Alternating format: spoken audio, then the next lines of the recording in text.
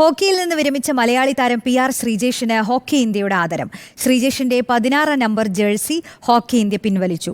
Junior hockey team പരിശീലക സ്ഥാനം ഉടൻ ഏറ്റെടുക്കില്ലെന്നും കേരളത്തിൽ ഹോക്കിയെ വളർത്താനായി പ്രവർത്തിക്കുമെന്നും ശ്രീജേഷ് പറഞ്ഞു. ചരിത്രത്തിൽ ആദ്യമായാണ് ഒരു താരത്തിന് ഹോക്കി ഇന്ത്യ വിടവാങ്ങൽ ചടങ്ങൊരുക്കിയത്. ശ്രീജേഷ് ഹോക്കിക്ക് നൽകിയ സംഭാവനകൾ പരിഗണിച്ച് 16 നമ്പർ ജേഴ്സി പിൻവലിച്ചു.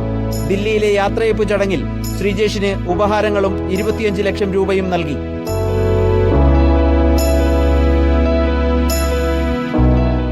ये जो 16 नंबर जर्सी है ये भी आज के बाद नजर नहीं आएगा, ये भी आपके साथ रहेगा, ये आपके साथ रहेगा, आपके नाम का रहेगा।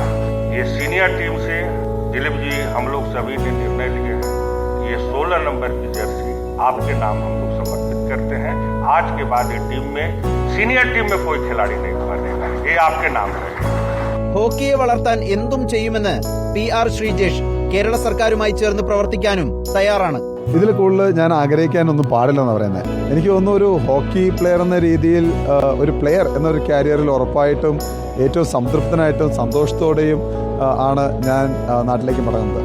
ശ്രീജേഷിന്റെ കുടുംബവും ദില്ലിയിലെ ചടങ്ങിനെത്തിയിരുന്നു.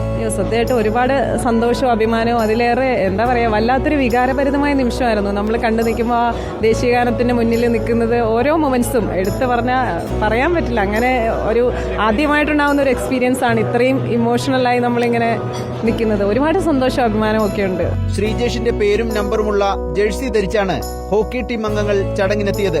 ശ്രീജേഷിന്റെ കരിയറിന് തന്റെ പ്രായമുണ്ടെന്ന് പറഞ്ഞ ഷൂട്ടിംഗ് താരം മനു ഭാക്കറും ശ്രീജേഷിന് സമ്മാനങ്ങൾ നൽകിയാണ് മടങ്ങിയത്. റിപ്പോർട്ടർ, ദില്ലി.